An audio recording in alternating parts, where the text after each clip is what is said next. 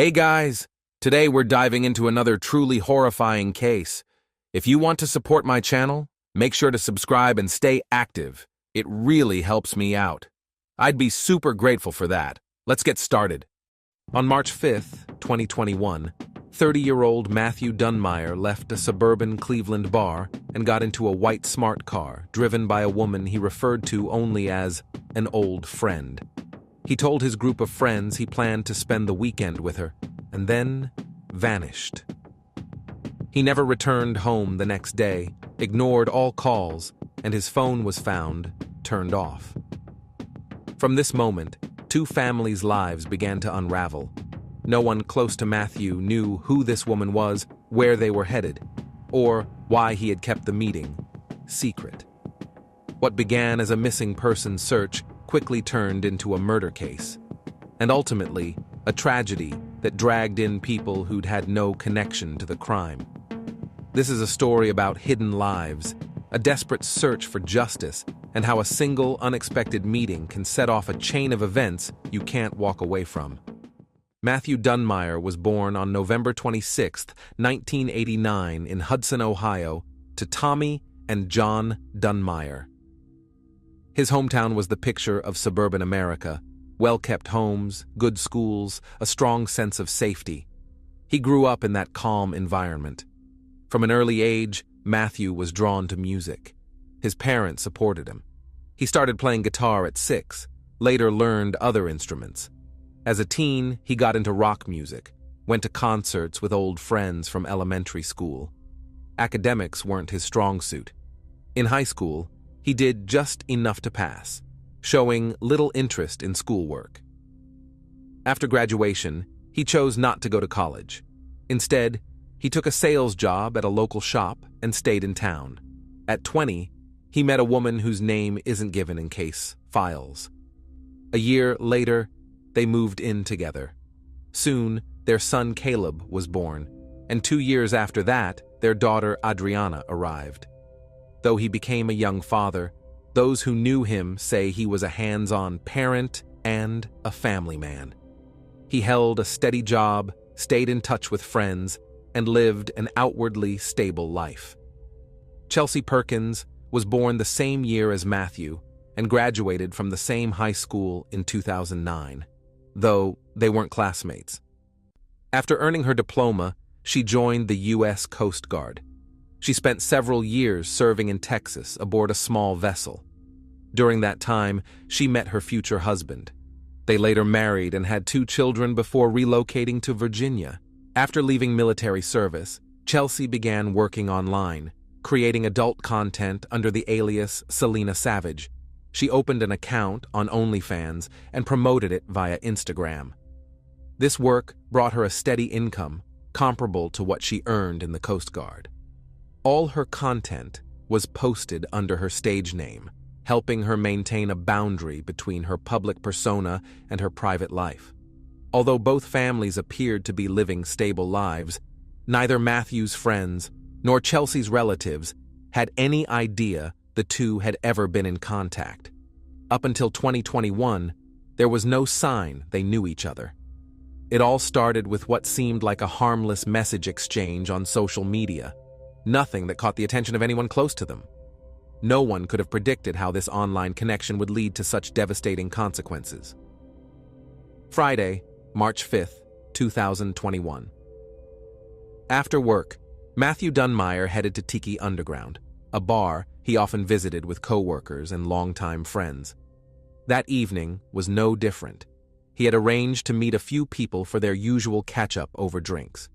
They started gathering around 5:30 p.m., planning to keep it short, as everyone expected to be home by dinner. As the group chatted, they talked about weekend plans. Some suggested a quick trip outdoors, others mentioned errands or family time. When it was Matthew's turn, he said he was unavailable. He told them an old friend from Virginia had come into town and they'd planned to meet up and hang out. That immediately sparked curiosity. A few people started asking who this woman was, how they knew each other, and why he hadn't invited her to join them at the bar. Matthew dodged the questions. He didn't mention her name or share any details. All he said was that they were going to stay at an Airbnb outside the city and go for a walk in the park the next day. The reaction among his friends was quietly uneasy. Many were surprised he was heading out overnight with someone no one had ever heard of, especially since he was in a relationship and living with the mother of his son and daughter. Several of those at the table had known him since school and couldn't recall him ever mentioning any friend from Virginia. His behavior didn't seem like him. Usually, he was open about his plans and personal life. At one point, Matthew received a message on his phone. He read it, stood up, and said his ride was about to arrive.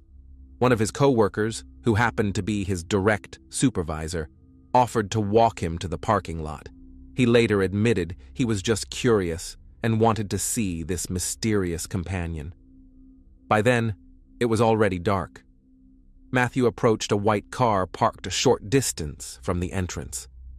From the shape, it looked like a Smart. A dark-haired woman was in the driver's seat. Because of the lighting and distance, her face wasn't clearly visible. The supervisor said goodbye to Matthew and went back inside, telling the others what he'd seen. Matthew's exit left the group with an odd feeling. The conversation continued, but the mood had shifted. Some started speculating about a possible affair, others were simply puzzled by the secrecy. None of them imagined they were seeing him for the last time. The morning of March 6th, 2021, didn't immediately raise alarms for those close to Matthew Dunmeyer. He had mentioned in advance that he planned to return home by that evening, so no one had reason to be concerned early in the day. But as the hours passed, Matthew remained unreachable. Calls went unanswered, and his phone was found to be switched off. By 8 p.m., his partner began calling around to his friends, trying to find out if anyone had heard from him or knew where he might be. A few confirmed they had seen him the previous night at Tiki Underground, and that he had left with a woman getting into a white Smart car. None of them knew who she was or where they were headed. They hadn't heard her name before. There weren't even any guesses. That realization only added to the growing sense of unease. It became clear that Matthew had deliberately kept the details of the meeting private, even from those he had known for years. By then, his partner had checked every possible line of communication. No responses. The last message she received from him came in at 10:49 p.m. the night before. Since then, there had been no activity, no calls, no texts, and the phone remained out of service. More than 24 hours had passed since he had walked out the door. It wasn't like Matthew to vanish without a word. Late that night, on March 6th, Matthew's parents went to the Hudson Police Department. They filed an official missing person report. His mother was adamant that he would not have disappeared voluntarily. According to her, Matthew wasn't the kind of person to just walk away, especially not without contacting his son, daughter, or longtime partner. The family stressed that nothing like this had ever happened before. The officers took the report seriously. Although Matthew was legally an adult, the details described raised enough concern for law enforcement to begin a preliminary search. Within hours, they started checking local hospitals, detention centers, nearby hotels, and accident reports. But nothing came up. Without access to Matthew's phone data, investigators had limited tools at their disposal. No one knew where he planned to spend the night. He hadn't mentioned the name or location of the Airbnb. The identity of the woman he met remained unknown. The only lead they had was that she had been driving a white Smart car. That wasn't enough to launch a broader search outside city limits. Efforts to locate Matthew in Hudson and the surrounding areas led nowhere. He wasn't at any friend's house, hadn't shown up at work, and wasn't listed among patients at local medical facilities. None of the regional incident reports matched his description. Officers continued questioning relatives and co-workers, hoping to identify any possible travel routes. At the same time, detectives requested footage from nearby security cameras around the bar where he had last been seen. By late evening on March 6th, the situation officially shifted from a temporary absence to a missing person case. Nearly 24 hours had passed since anyone had last heard from Matthew, and there had been no new messages or contact. The case was given high priority. At this point, Matthew's family and friends began to understand that this wasn't just a delay or a personal issue. It could be something much more serious. On the morning of March 9th, 2021, the Valley View Police Department received an urgent call. A group of hikers walking through Cuyahoga Valley National Park had come across the body of a man. It was lying just off a hiking trail, only a few yards from the path, in an area easy to reach but hidden from the road by trees and brush. The park sits on the border of two counties and is intersected by several highways, making it accessible from multiple directions. Officers arrived on the scene within minutes. The area around the body was quickly secured. The man was dressed in dark clothing, a leather jacket, hooded sweatshirt, fingerless gloves, dark jeans, and boots. A plastic Aquafina water bottle, half full, was found nearby on the ground. No ID or phone was found in his pockets. Preliminary examination suggested the person had passed away at least 2 days earlier. There were no signs of a struggle or a dragged body. The position was flat, undisturbed, suggesting the act took place right there. A gunshot wound was found at the back of the head. The trajectory of the bullet, moving from top to bottom, suggested the man may have been sitting or standing when it happened, and the shooter was nearby. The body was taken to the morgue for a forensic autopsy. At the same time, investigators began checking missing person reports across the area. When Hudson police learned about the discovery, they traveled to the scene to compare notes. The next day, the coroner confirmed the man's identity. It was Matthew Dunmeyer, who had vanished 4 days earlier. His identity was verified through fingerprints and a tattoo on his arm, which matched the one described by his family. His loved ones were notified of his passing. The official cause of death was a gunshot wound to the head. With this confirmation, the case was reclassified as a criminal investigation. Now that they knew who the victim was, detectives turned their attention to the only solid lead they had: the statement from Matthew's co-workers about the white smart car he was seen getting into on March 5th. One witness, who walked him to the parking lot, recalled that the driver was a woman with dark hair. He couldn't recall the license plate, and because it was dark outside, he hadn't gotten a good look at her face. The investigation began with surveillance footage from the area around the bar.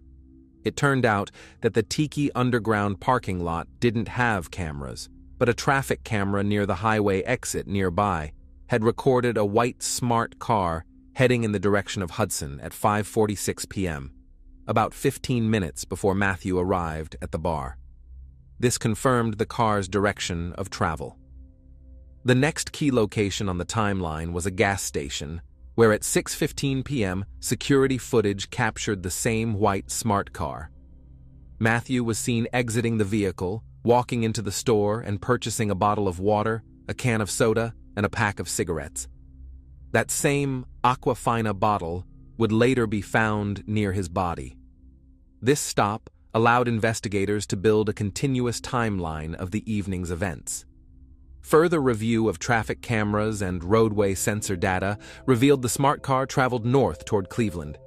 Using toll records and sensor pings, investigators were able to precisely map the route. The vehicle arrived at a property rented through Airbnb on Ashbury Avenue, located in the eastern part of Cleveland. Police spoke with the property owner and showed him a photo of Matthew. He confirmed that Matthew had stayed there for one night. Staff who serviced the home recalled that Matthew had arrived with a woman with dark hair. Following an official request to Airbnb, investigators received the booking information. The reservation had been made under the name Chelsea Perkins. A background check confirmed that Chelsea and Matthew had gone to the same high school, though they had not kept in touch for years. None of Matthew's family or friends had ever heard of her. For the first time in years, He hadn't told anyone who he was planning to spend the weekend with. With her identity now confirmed, police began gathering details about Chelsea and her current residence. Using surveillance footage, toll booth records, phone GPS logs, and Airbnb registration data, investigators reconstructed a clear timeline of the meeting between Matthew Dunmire and Chelsea Perkins. On March 5th, around 6:30 p.m., they arrived at the rented house on Ashbury Avenue in Cleveland. The rental was booked for one night under Chelsea's name. According to house staff, the two arrived in a white smart car and entered the property together. Nearby surveillance footage confirmed the vehicle remained parked outside the home throughout the night. There was no recorded activity around the property until morning. At 8:37 a.m. on March 6th, both Chelsea's and Matthew's phones began to move. GPS data showed they had left Cleveland and were heading toward Cuyahoga Valley National Park. At 9:45 a.m., both phones connected to a cell tower located near the park's southern entrance. This matched the previously tracked route captured by traffic cameras. The site where Matthew's body was later discovered was within walking distance of that signal location. GPS showed the vehicle stopped in a nearby parking area, and both phones remained stationary for a period shortly afterward. At 10:49 a.m., Matthew sent a final text to his partner, letting her know he planned to be home later that evening. That message was the last recorded activity from his phone. Roughly 30 minutes later, the signal disappeared. From that moment on, no calls or texts were made. The phone was either shut off or switched to airplane mode. Chelsea's device, however, remained active. Forensic analysis of the water bottle found near Matthew's body revealed 2 DNA profiles, his and Chelsea's. This discovery became the first concrete evidence placing Chelsea at the scene of the crime. Since Matthew had purchased the bottle while they were together, and it was later recovered near where his body was found, investigators concluded that Chelsea had been present at or shortly before the time of his death. Further forensic testing, including debris found under Matthew's fingernails and hair strands recovered from his clothing, also matched Chelsea Perkins's genetic profile. These results left little doubt that she had been the last person to see him alive. Following the discovery of Matthew's body, police continued to track Chelsea Perkins's vehicle. Toll road records logged her white smart car exiting Ohio around 1 p.m. on March 6th, heading north. The next confirmed sighting of the car was near Toledo, before it crossed into Michigan. That evening, surveillance footage captured the car entering the parking lot of Family Inc., a local tattoo studio. According to staff at the studio, a dark-haired woman arrived alone, presented an ID bearing the name Chelsea Perkins, and scheduled a service. She remained in the shop for several hours, during which she received a new tattoo. The employees noted no signs of stress or unusual behavior. She paid in cash and left afterward. Later that day, Chelsea posted a photo to her personal Instagram page, standing in front of a mirror at the tattoo parlor. The image showed the fresh tattoo, with a caption that read, "What an amazing weekend." The geolocation data confirmed that the post had been made from within Michigan. There was no mention or indication of what had transpired earlier that morning. On March 7th, surveillance cameras tracked Chelsea's car traveling southeast toward Virginia. She returned to her residence in Arlington and resumed her routine. There were no signs that she felt pressured or was attempting to hide. Over the following weeks, she remained active on social media, sharing everyday posts with no reference to the events in Ohio. On March 30th, 2021, law enforcement obtained a warrant to search Chelsea Perkins' home in Arlington, Virginia. By that point, over 3 weeks had passed since Matthew Dunmire's death. Investigators had gathered substantial grounds to proceed. Her confirmed presence with Matthew at the park, physical evidence linking her to the scene, the documented travel route, their shared Airbnb reservation, and corroborating data from surveillance and phone records. On the day of the search, FBI agents arrived at Chelsea Perkins' residence. Chelsea herself answered the door and cooperated without resistance. During her interaction with the federal team, she expressed surprise at their visit and declined to answer any questions without an attorney present. During the search, officers discovered a 9mm Springfield Armory semi-automatic handgun. The firearm was legally registered in Chelsea's name. Forensic testing later confirmed that this exact weapon was used in the fatal shooting that resulted in Matthew's death.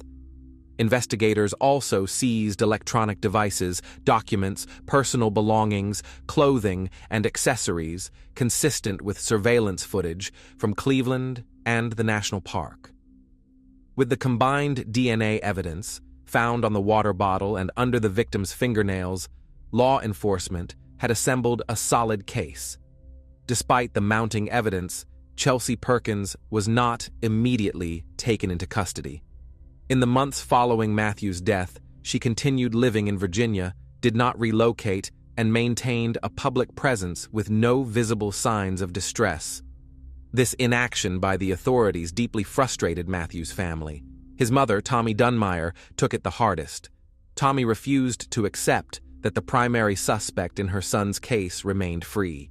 In her view, the justice system was failing to act. Letters and appeals sent to detectives and the prosecutor yielded no clear response. Neither she nor her husband was given a timeline for a possible arrest. Officials cited procedural requirements as the reason for the delay. The ongoing situation took a severe toll on Tommy's mental health. She stopped sleeping, spending nights at her computer, gathering every bit of information she could find about Chelsea.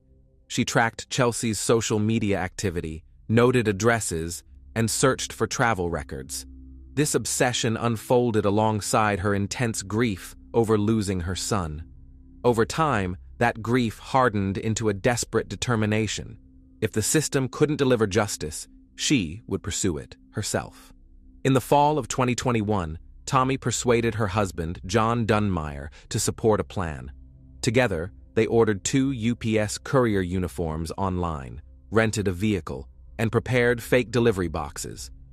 Their goal was to gain access to private property under the guise of a delivery service. Tommy was convinced she had identified Chelsea's exact residence in Washington, D.C., but she was mistaken. Chelsea actually lived in Arlington, Virginia. In November, the Dunmeyers set their plan into motion. They drove to the address they believed belonged to Chelsea. Upon arrival, John stayed behind in the car, while Tommy, dressed in a UPS delivery uniform, approached the front door carrying a package. Moments later, a woman opened the door. Seeing the delivery outfit, she didn't suspect anything unusual. That's when Tommy pulled a handgun from under her jacket and fired twice at the woman's midsection. The woman collapsed near the entrance. Almost immediately, Tommy realized she had made a terrible mistake. The victim had no connection to the case. She didn't know Matthew or Chelsea. Authorities never released her name, but it was confirmed that she survived after undergoing emergency surgery at a nearby hospital. In a panic, Tommy attempted to flee. Neighbors who heard the gunshots called emergency services. Patrol units arrived within minutes. Tommy had begun walking away, but officers spotted her not far from the scene. When she saw them approaching, she turned the gun on herself and ended her life with a shot to the head. She was 57 years old. Her husband, John, was arrested at the scene. He had remained in the car, parked nearby, and made no attempt to escape. He was later charged with being an accessory to attempted murder and conspiracy to commit a criminal act. During questioning, John claimed he acted under his wife's pressure and was unable to stop her. The aftermath shattered the family entirely.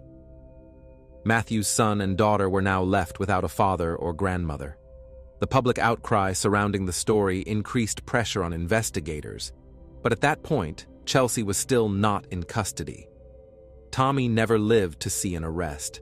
Her tragic decision was seen by many as a devastating result of what the family viewed as an unbearable delay in justice. It wasn't until December 9th of 2021, 9 months after Matthew's death, that Chelsea Perkins was officially arrested and taken into custody at her registered address. During her arrest, Chelsea remained calm and did not resist. She declined to give a statement. She was charged with first-degree murder. The court denied bail, citing the seriousness of the charge, the strength of the evidence, and the risk of flight. From that point on, Chelsea was held in pre-trial detention. Her legal team filed motions to have her release conditions reviewed, but the court upheld its original decision.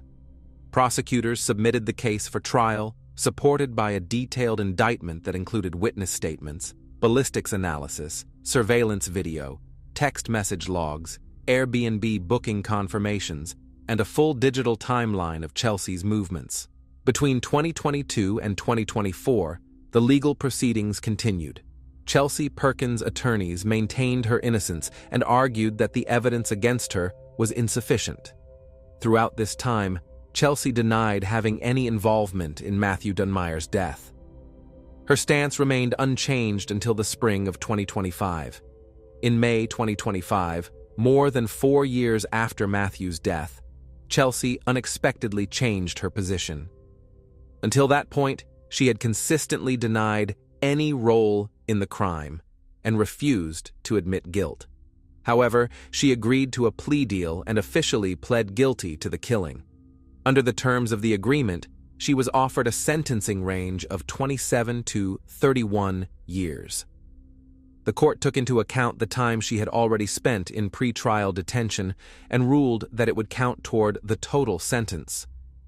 The exact length of her incarceration was to be determined later. In exchange, Chelsea provided a statement explaining her actions. According to her, the motive behind the act was revenge. In her courtroom statement, she claimed that in 2017, during a party in their hometown, Matthew had committed an act of aggression against her. She said she reported it to local police, but the case went nowhere due to a lack of evidence. Charges were dismissed, and Matthew faced no legal consequences. Chelsea stated that years later, when she came across his profile on social media by chance, she decided to reach out under the pretense of reconnecting. In reality, she claimed, the plan to confront and kill him had already been set in motion. She explained that she arranged the Airbnb, invited him to meet, and carried out the act while using a tattoo appointment as a cover story. Investigators were unable to verify her claims. Archived records did show a police report filed in 2017 in the same jurisdiction, but the case had been closed within 3 weeks due to insufficient grounds for criminal prosecution. No direct evidence of wrongdoing on Matthew's part was ever established. Matthew's family and friends rejected Chelsea's version of events. They firmly believed he was incapable of such behavior. However, prosecutors did not formally challenge her account, as the main person involved was no longer alive to defend himself. The court acknowledged that the guilty plea avoided a lengthy jury trial. On September 9, 2025, the final sentence was handed down: 25 years in prison, with no possibility of parole until the full term is served. This means Chelsea Perkins will remain incarcerated until at least 2050, factoring in the time already spent in custody. The decision brought an end to a years-long investigation that left behind deep moral and legal uncertainties. The motive behind the crime was never confirmed through independent evidence. Chelsea's statement remained the only account of what led to the act. Public opinion remained sharply divided. Some viewed her as someone who sought personal revenge for a past injustice, while others saw the crime as a calculated killing with no substantiated cause. No conclusion fully satisfied both sides. Thanks for watching, everyone. Your support means a lot to me, and you can help my channel grow by hitting that like button, dropping a comment, and sharing this video. Your engagement really makes a difference. See you soon.